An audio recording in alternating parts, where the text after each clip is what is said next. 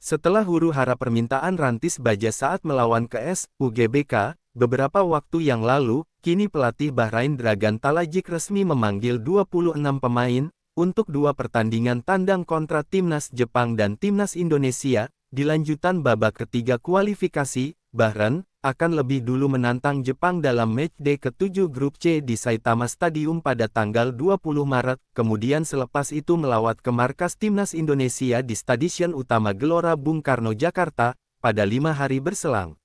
Yap, meski pertandingan masih 2 pekan lagi, namun tim akan disiapkan lebih cepat mengingat akan menjalani 2 laga tandang dan saat ini Bahrain masih berada di posisi 5, dengan raihan 6 poin. Nah, dalam lawatannya kali ini Dragan Talajik kembali membawa Muhammad Marhon, pemain yang menjadi mimpi buruk untuk Timnas Indonesia. Dalam leg pertama Grup C lalu Muhammad Marhon yang bermain untuk Kuwait Sek di Liga Kuwait itu, mencetak 2 gol ketika Bahrain bermain imbang 2-2 kontra Timnas Indonesia pada tanggal 10 Oktober tahun lalu. Selain itu Dragan Talajik juga kembali mempercayakan Sayat Alwadei penyerang berusia 16 tahun yang membela tim usia muda Villarreal.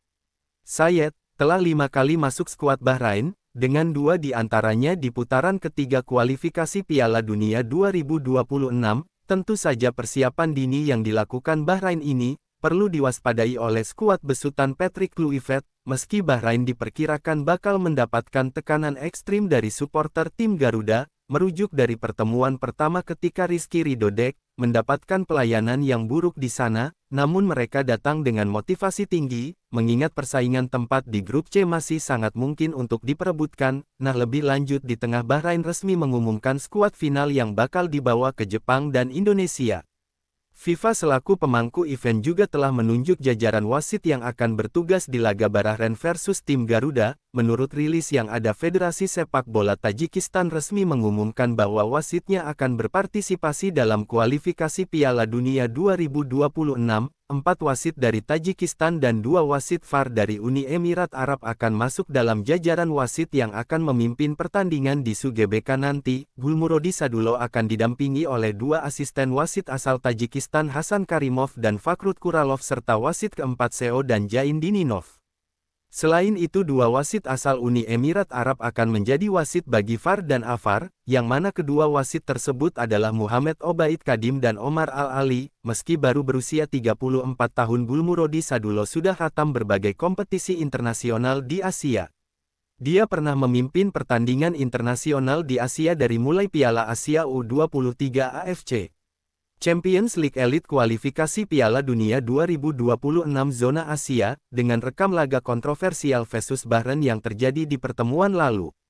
Kini pun kilas balik dari wasit yang bertugas menjadi sorot penggemar, sebab tak ada yang mau lagi jika Indonesia kembali dirugikan oleh keputusan dari pengadil lapangan.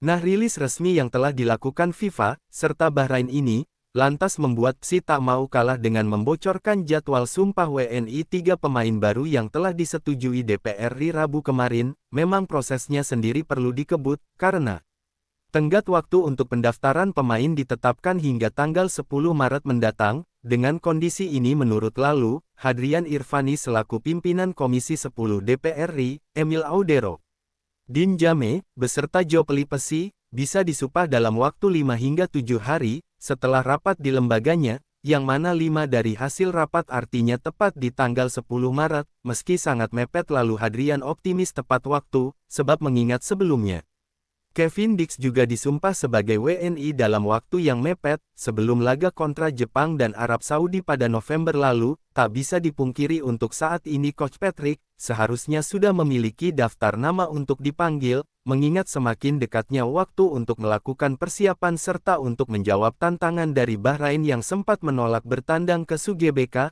Tapi uniknya, seolah memanfaatkan waktu yang masih tersisa, sebelum pemanggilan resmi diumumkan, para pemain timnas Indonesia seolah saling berlomba untuk mendapatkan modal untuk bisa menggait perhatian dari sang pelatih, di mana tak hanya berusaha untuk menampilkan performa terbaik, para pemain ini juga sebisa mungkin mendapatkan modal berupa pengakuan dari pihak-pihak lain demi bisa memperlebar kans mereka untuk masuk dalam list permainan yang dipanggil oleh Patrick Kluivert. Benar, setelah beberapa waktu lalu Pratama Arhan mendapatkan modal sebagai pemain muda terbaik pekanan dari Thai League, kali ini giliran sang kompatriot Asnawi Mangku Alam Bahar yang dinobatkan sebagai bek kanan terbaik di paruh musim Thailand. Performa memikat serta konsistensi yang tinggi dari Asnawi, yang mana telah memainkan 21 pertandingan membuat pihak Thailand akhirnya memberikan predikat tersebut kepada pemain yang dijuluki dengan nama El Nunduk oleh para penggemar timnas Indonesia itu. Nah, menariknya selain Arhan dan Asnawi, pencarian modal untuk menarik perhatian Kluivert ini pun juga dilakukan oleh para pemain lain yang sebelumnya menjadi langganan tetap pemanggilan timnas Indonesia di era Sintayong. Sebut saja Jai Ides yang tak tergantikan di Venesia,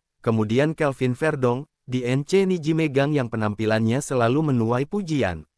Jordi Ahmad di JDT yang menjadi bagian dari tim yang merengkuh gelar Liga 11 kali berturut-turut, hingga Sandy Walsh yang mulai mendapatkan menit tampil berlimpah bersama Yokohama F. Marinos. Selain nama-nama tersebut tentu saja masih banyak nama-nama lain yang berusaha semaksimal mungkin untuk bisa mendapatkan atensi dari sang pelatih, baik mereka yang bermain di luar negeri maupun yang berkecimpung di kompetisi domestik. Memang jika menilik itu semua, meskipun pemanggilan ke timnas Indonesia adalah hak mutlak dari seorang Patrick Kluivert, tapi dengan modal-modal yang dimiliki oleh para pemain tersebut tentunya akan menjadi sebuah pertimbangan tersendiri bagi sang pelatih nantinya. Namun di sisi lain dari itu mengingat begitu krusialnya dua laga mendatang, apalagi laga melawan Bahrain di SUBK, calon pemain anyar kita Joy Pelupesi seakan turut menggertak negara Timur Tengah tersebut, dengan menegas kebanggaannya bisa membela timnas Indonesia. Momen ini baginya adalah sebuah kehormatan yang sekaligus membuat keluarganya bangga. Joy Pelupesi sendiri diketahui memiliki darah Indonesia dari keturunan ayahnya, di mana kakek dan neneknya lahir di Maluku Utara dan kini setelah proses naturalisasinya sudah mendapat persetujuan dari Komisi 10 dan 13 DPR RI, pemain Lomel SK itu tinggal menunggu paripurna DPR RI dan keputusan Presiden untuk menjadi warga negara Indonesia. Joy mengaku sudah sangat tak sabar untuk segera membela timnas Indonesia.